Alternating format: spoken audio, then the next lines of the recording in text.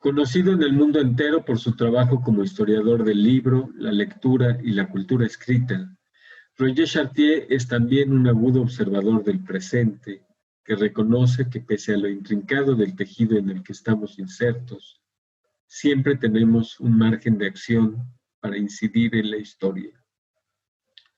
Por eso lo hemos invitado a nuestro jardín para charlar con ustedes acerca de la complejidad de nuestro momento histórico. Hola Roger, bienvenido. Me gustaría iniciar esta entrevista con una pregunta aparentemente sencilla, pero que sé que tiene resonancias inquietantes, pues en muchos países del mundo todavía se tiene restringida la libre circulación de las personas. Roger, ¿a qué debemos considerar hoy el espacio público?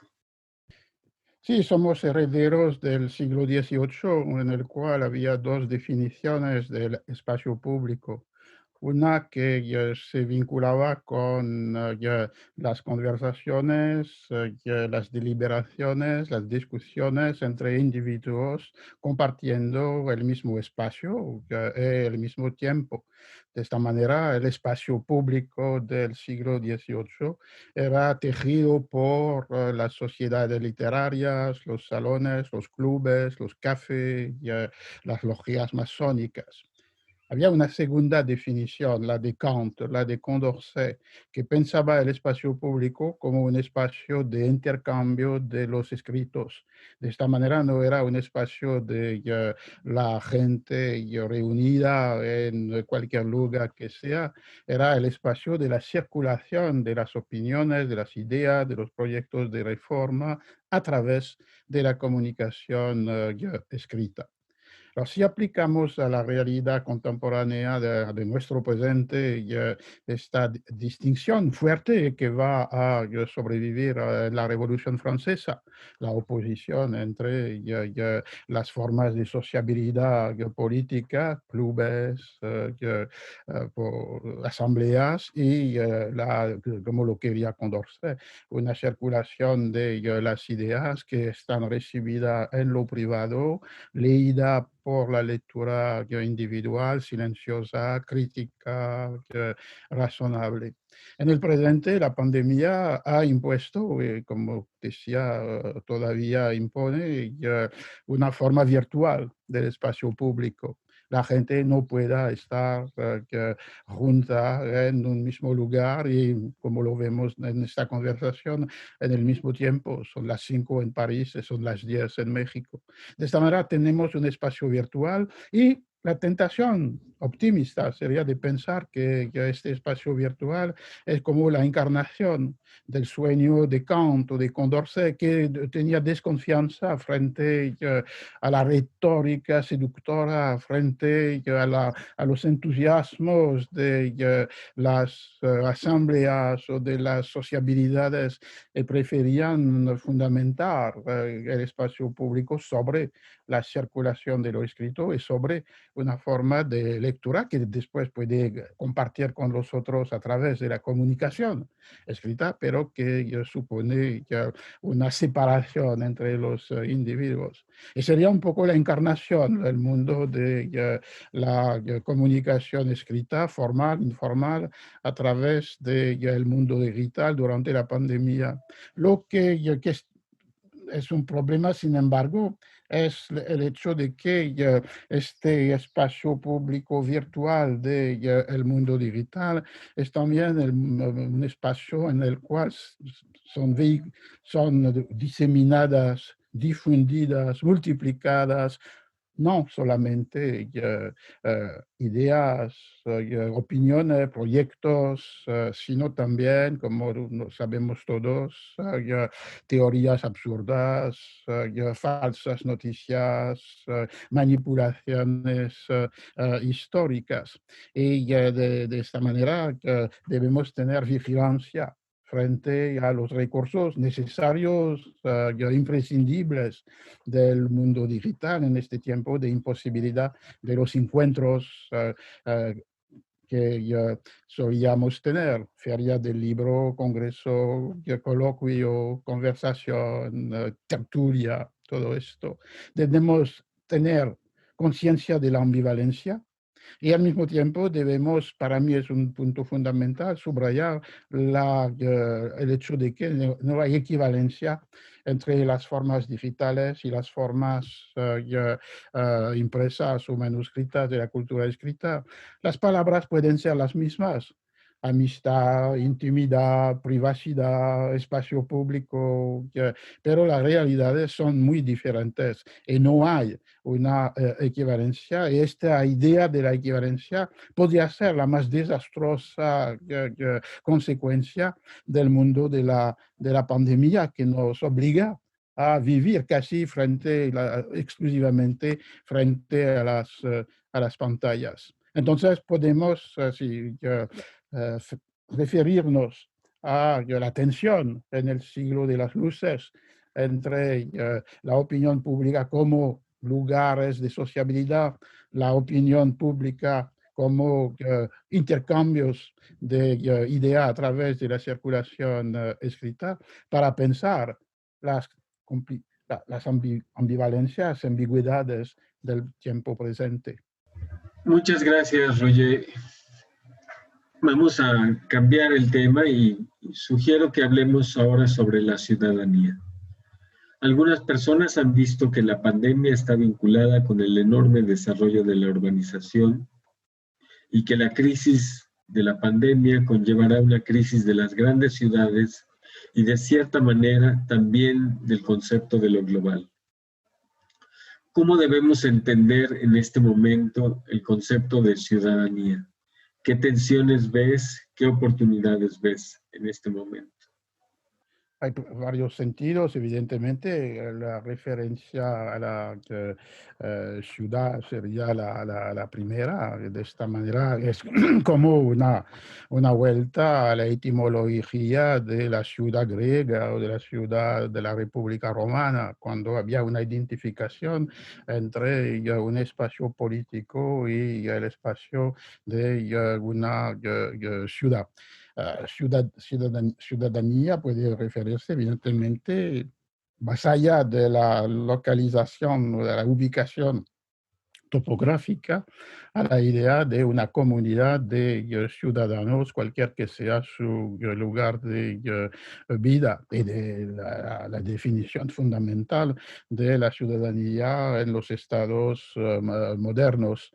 Entonces, tal vez hay una reflexión que puede vincularse con esta ambivalencia de la definición, porque por un lado, la ciudadanía como pertenencia a la ciudad define un modo de vida, define una manera de recibir y sufrir la pandemia que tal vez otras partes de un país no experimentan de la misma manera. Hemos visto que la velocidad de la contaminación, el número de los enfermos, de los muertos, es más proporcionalmente más fuerte, mayor en las ciudades que en el campo. Se ve a partir de esto la vulnerabilidad de la ciudad en un tiempo de pandemia.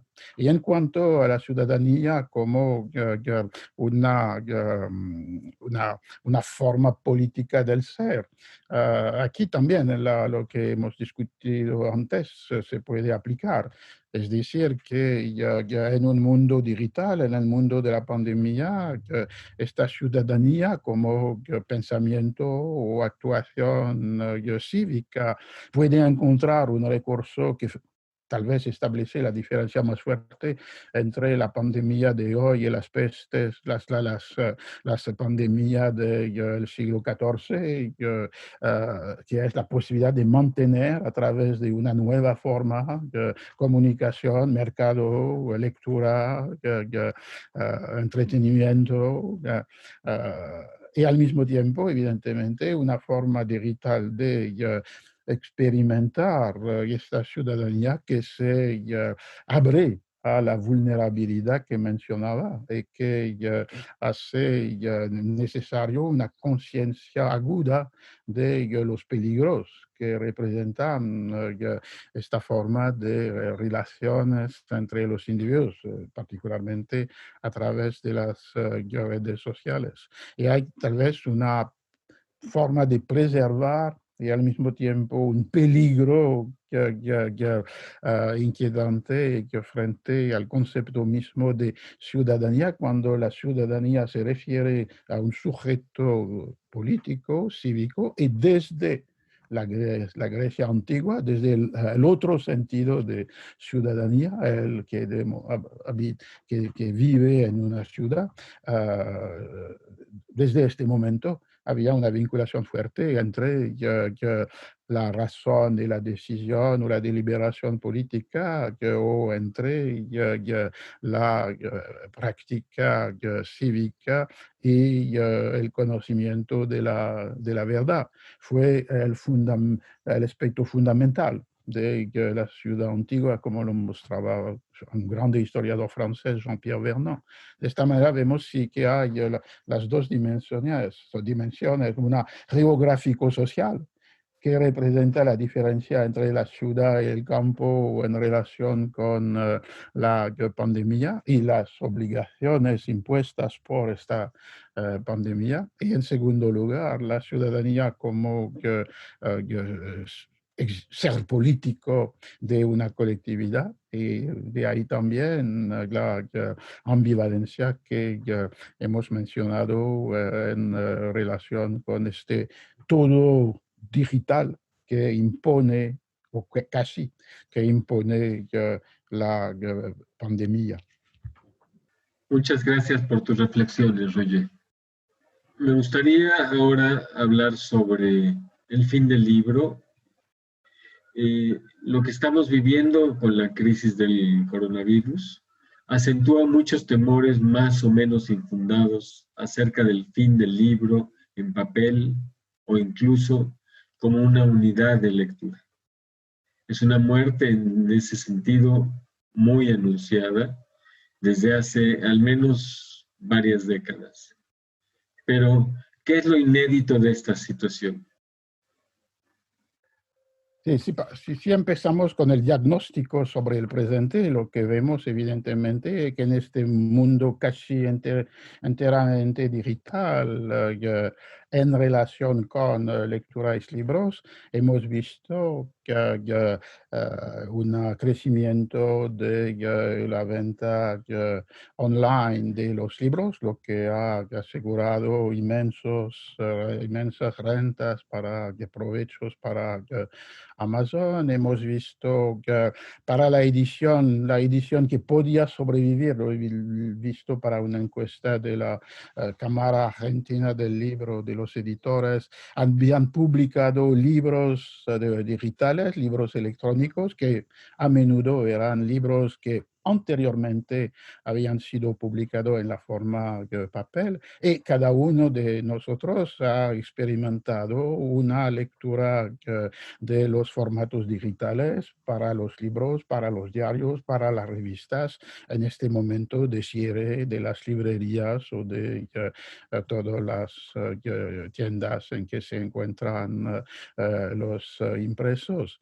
Entonces, si esta observación se transforma en un interrogante, estos comportamientos que consideramos como excepcionales, impuestos por la lucha contra la contaminación, son excepcionales o van a transformarse en las conductas, los comportamientos ordinarios, comunes del futuro. Esta interrogante tiene un sentido particularmente fuerte si se piensa que la situación actual fue un golpe suplementario frente a dificultades previas. Sabemos bien que las librerías conocían una crisis profunda vinculada con la competencia desigual de Amazon o con los altos alquileres de los locales en las ciudades. Sabemos bien que la edición desde el comienzo de los años 2000 que había entrado en un mundo de edición sin editores, que era la palabra tanto de Schifrin como de Jérôme Landon, y que era la idea que la lógica del marketing se imponía a la edición y lo que imaginaba que todos los productos para hablar como el marketing que no encontraba inmediatamente su público o que no iban a encontrar inmediatamente su público. Y finalmente hemos visto una disminución de las prácticas de lecturas, particularmente en las más jóvenes generaciones. Una encuesta reciente francesa que ha mostrado que para todos los individuos nacidos entre 1945 y 1964 habían leído por lo menos un libro de verdad en el año anterior, y, era en 2018, y fue el caso solamente de 58% de los nacidos entre 1995 y 2004. Entonces hay toda una serie de indicios que muestran una fragilidad de la edición, de la librería, de la lectura de libros impresos.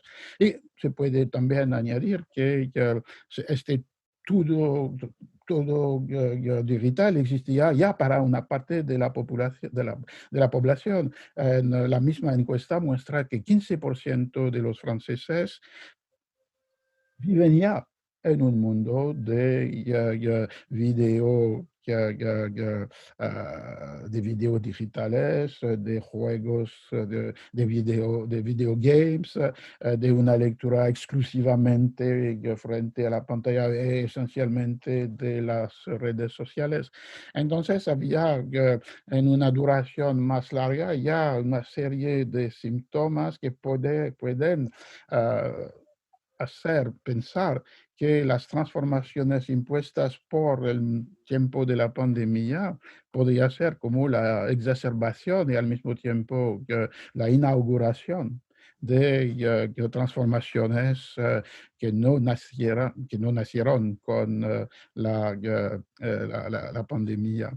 Lo que se vincula con la famosa cuestión de la muerte del libro, se debe pensar en esta relación entre el evento, la pandemia, y una evolución ya anterior que, en un cierto sentido, había hecho más frágiles los destinos de la edición, de la librería y de la lectura de libros. Y para contestar de nuevo la pregunta, porque cada vez está transformada por la transformación del mundo digital. La pregunta parece ya eterna, pero el problema es que no, la pregunta puede ser la misma, pero el contexto en el cual la pregunta está planteada se ha modificado. Y de esta manera lo importante sería de pensar que de volver al sentido de esta pregunta: ¿qué es un libro? Porque ya estás hablando del libro impreso que va a morir o no. Pe- por un lado, es difícil de distinguir, pero es la realidad de las dos naturalezas del libro. El libro es un objeto impreso en la cultura impresa diferente de la revista, del periódico, de la carta manuscrita, de la ficha, del informe, etcétera. Entonces, como objeto material, no tiene lugar en el mundo digital. Las pantallas no son libros, las pantallas no reproducen los libros impresos tal como son. Entonces, el futuro del libro impreso se discute fuera del mundo digital, sino porque lo que define este porvenir es la resistencia en el mercado del libro de los libros impresos. Y antes de la pandemia, como sabes, 90% a menudo más, de los libros vendidos en el mercado de libros son libros impresos. La única excepción son los Estados Unidos, pero son, sin embargo, 75% o 80% de libros impresos en la totalidad del mercado del libro. El interrogante es, después de la pandemia, ¿van los lectores volver, mantener este porcentaje? O bien han adquirido reacciones, comportamientos, conductas frente a los textos electrónicos que posiblemente pueden alejarlos del mundo de las librerías, de las ediciones impresas, de los libros tal como lo conocemos. Es el primero interrogante. El segundo es el libro, no es solamente un objeto material. Si es un objeto material, es para un fin, que no es material, que es de transmitir obras literarias, científicas, históricas, etcétera. Y lo que me preocupa en este segundo sentido es que en este caso libro impreso o libro digital es la definición misma del libro en relación con el mundo digital. Porque este libro, como discurso, como obra, supone una arquitectura en la cual cada elemento, una parte, un parágrafo, un capítulo, desempeña un papel particular en el momento de su ubicación en la narración o en la argumentación o en la demostración. Y esta arquitectura textual suponía para el lector una comprensión, no necesariamente la lectura entera, pero por lo menos una comprensión de su lógica. Y el libro objeto permitía esto porque evidentemente para extraer un fragmento se debía ir al lugar donde este fragmento aparece en la totalidad del objeto material. Frente a las pantallas, la lectura es muy diferente. Es una lectura que evidentemente que no es confrontada a la materialidad del libro como objeto, y más allá es una lectura fragmentada, segmentada, impaciente, apresurada, como todas las encuestas sociológicas lo han mostrado, porque es una lectura cuyo padrón es la lectura de las redes sociales.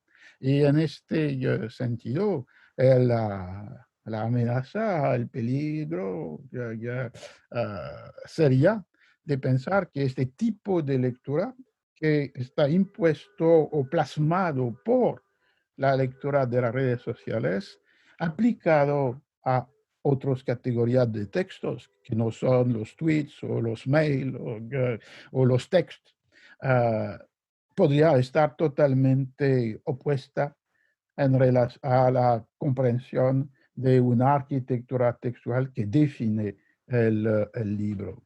Y por esta razón, no necesariamente el diagnóstico debe estar para pensar la doble muerte del libro, sino que debe reflexionar sobre estas dos cuestiones que son vinculadas y diferentes. La de la sobrevivencia del libro impreso en el mercado de los textos.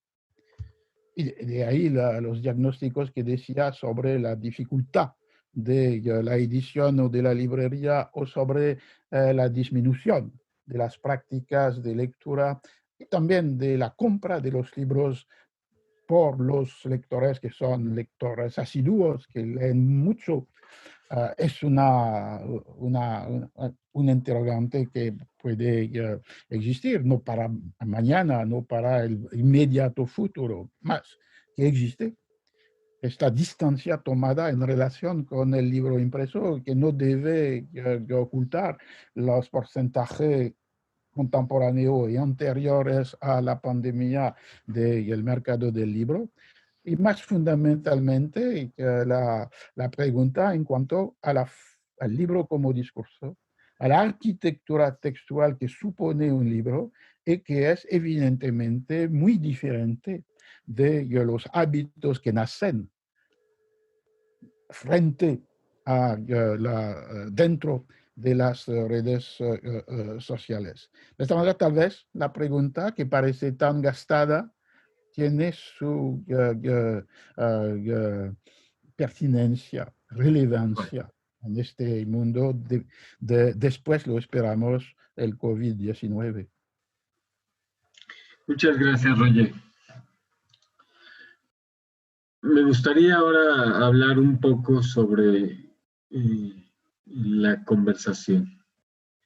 La crisis de la prensa, la alteración de los ritmos de circulación de los libros y de la socialización de ellos pueden ser vistas también dentro de un paradigma que ha alterado las formas de comprender la conversación como principal alentador de la vida pública. Me gustaría que reflexionaras un poquito sobre este tema. En cuanto a al modelo o a la ética de la conversación, tal como que la conocemos y tal vez la queremos, eh, me parece que hay tres raíces. Hay la raíz que se vincula con la deliberación cívica de la ciudad antigua. Hay el modelo de los intercambios letrados en las formas de sociabilidad del 18. Mencionaba que es una definición posible del espacio público. Y hay los debates científicos, literarios, políticos de los tiempos contemporáneos. En estas tres formas, la conversación supone dos elementos, un elemento ético de urbanidad en el intercambios de discursos, ideas, opiniones. Y en segundo lugar, supone un criterio de validación, de control, de comprobación de los enunciados que definen evidentemente la relación crítica que para Kant era fundamental en el uso de la razón y en la definición de la ilustración. Y lo que vemos hoy en día es evidentemente una ruptura en relación tanto con esta ética de la urbanidad como con dimensión crítica que debe comprobar, averiguar, probar los enunciados. Porque lo que pasó, me parece, con la multiplicación de las relaciones, de las comunicaciones en las redes sociales, es un desplazamiento del criterio de la autentificación o de la comprobación de los discursos. En todas estas formas de conversación que hemos mencionado, había un criterio que era que fuera del discurso mismo, que era comprobar, verificar, comparar, construir informaciones, someter el discurso a los criterios de la prueba. Entonces, la verdad era que en el enunciado que se debía establecer y que debía afrontar la crítica. El desplazamiento es cuando el criterio de validación se desplaza al lugar de la enunciación y no se aplica más al contenido de lo enunciado. Y es lo que da la fuerza de las redes sociales, porque la gente acredita un enunciado que puede ser la teoría más absurda o que puede ser la manipulación más peligrosa, porque la encuentran en una forma de sociabilidad virtual donde la confianza se establece porque hay como una comunidad de los pares. De esta manera se acredita lo que se encuentra sin que se piense hacer ningún criterio de validación, comparación, autentificación de los enunciados. Cuando mencionaba las encuestas sociológicas sobre las lecturas digitales, un otro elemento que se vinculaba con la lectura apresurada e impaciente era la ausencia de deseo de confrontar, de validar, de autentificar el enunciado. Si se encuentra en la red, es verdadero. Y esto es el peligro mayor, me parece, para la conversación y para la democracia. Porque, como decía, desde la Grecia antigua, democracia y razón y verdad se encontraban vinculadas estrechamente.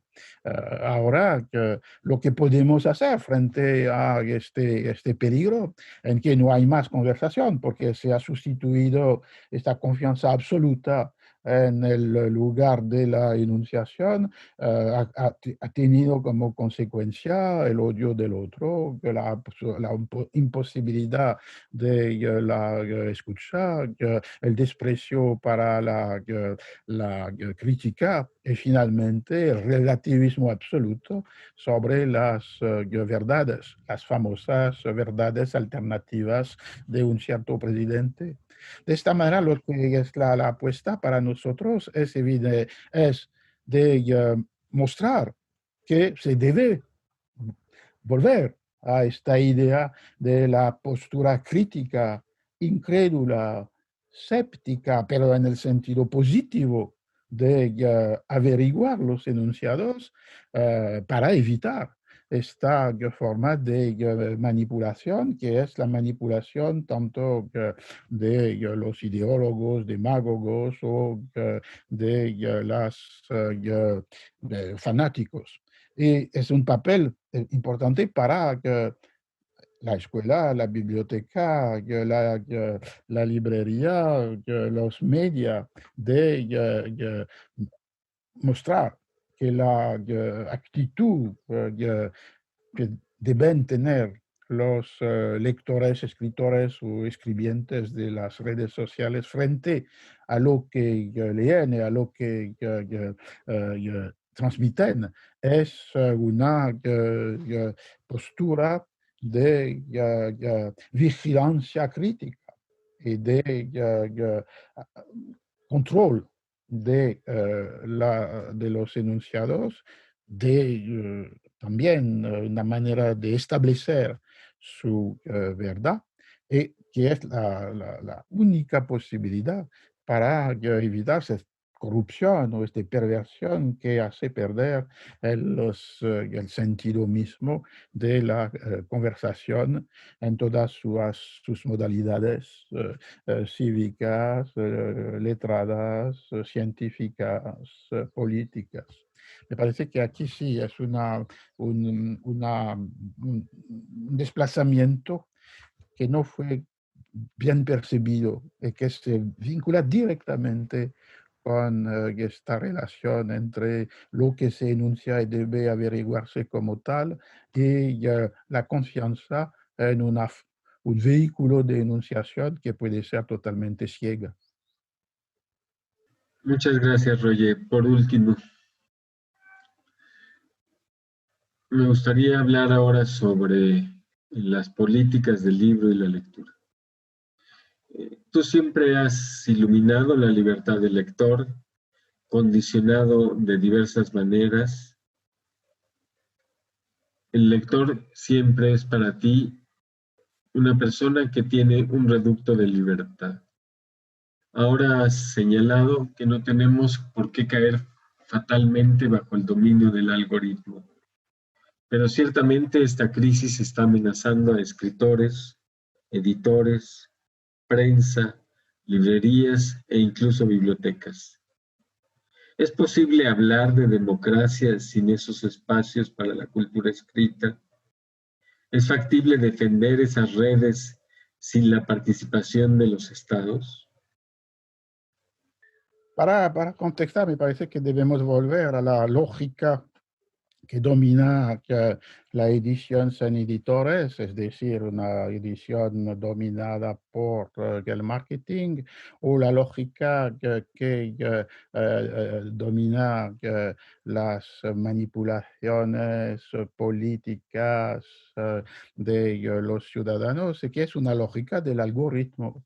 Es decir, que transformando los individuos en una serie de datos, si estos datos son recogidos y conocidos,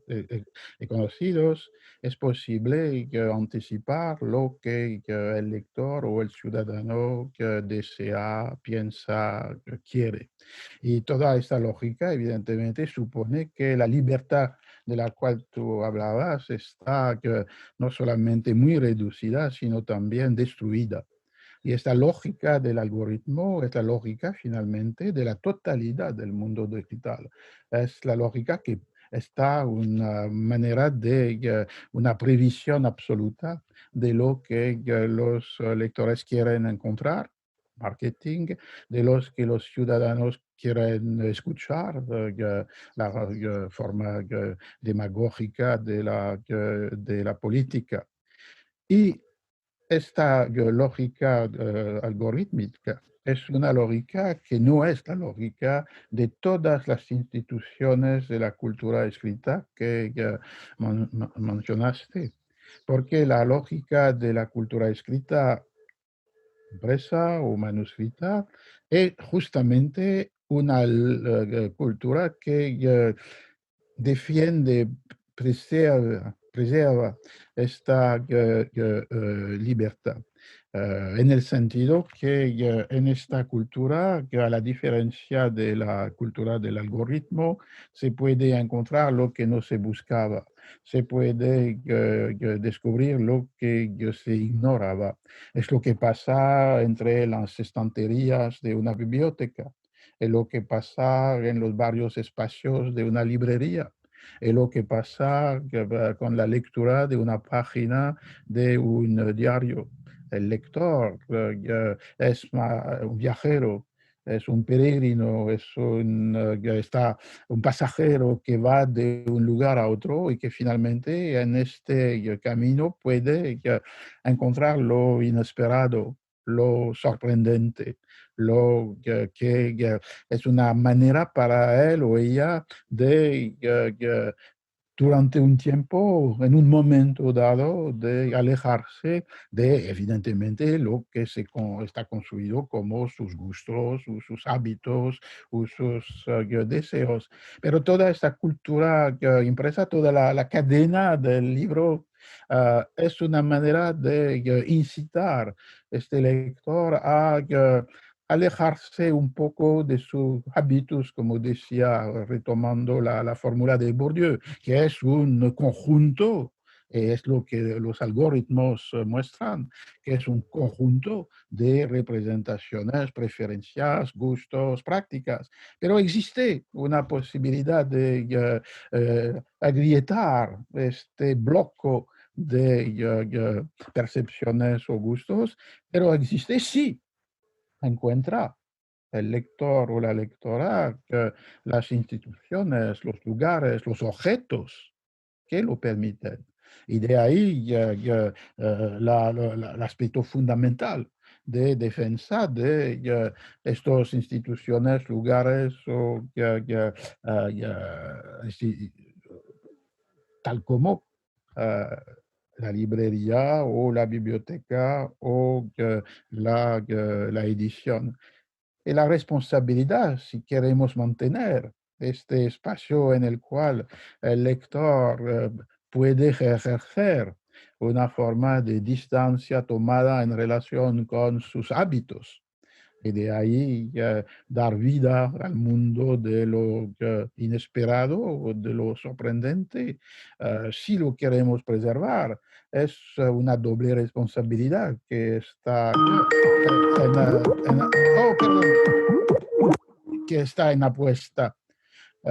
Una responsabilidad de cada uno de los individuos, porque ya lo hemos visto, la pandemia a tal podría dejar malos hábitos, malas costumbres a los lectores. Hay una facilidad del clic, de un clic para comprar un libro con Amazon, de un clic para leer un texto electrónico y de un clic para no ir en la biblioteca.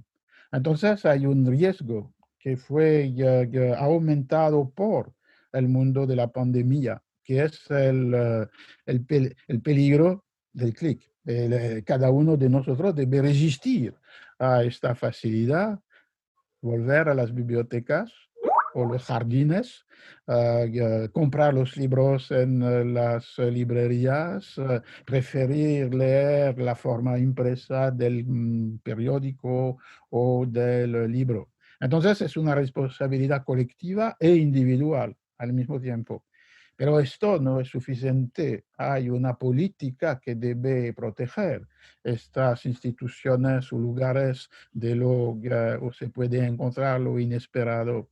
Y estas políticas son las medidas que los gobiernos, estados, administraciones deben tomar. Deben tomar con urgencia en el mundo de la pandemia para preservar tanto las librerías que cerraron o todavía son cerradas en el mundo, o podrá proteger una edición que sea también una edición de iniciativa intelectual, o provocación estética, rigor de conocimiento. Estas medidas son bien conocidas, las exenciones fiscales, los préstamos garantizados, las subvenciones, toda una serie de medidas que pueden tener un efecto inmediato, pero que gracias a este efecto inmediato, son medidas de más largo plazo, porque son la protección de esta lógica del descubrimiento y del viaje en un mundo cada día más dominado por la lógica del algoritmo. Muchísimas gracias, Roger, por tus ideas, por tus reflexiones, por tu manera de acercarte al presente y de vincularlo con una historia compleja que siempre estamos aprendiendo a leer. Me gustaría pues agradecerte, invitar a todos nuestro público a seguirnos, y a ti te quiero hacer una invitación para volver a nuestro jardín y ayudar a alimentar la conversación pública. Hasta pronto. Bon, Daniel, muchas gracias. Muchísimas gracias.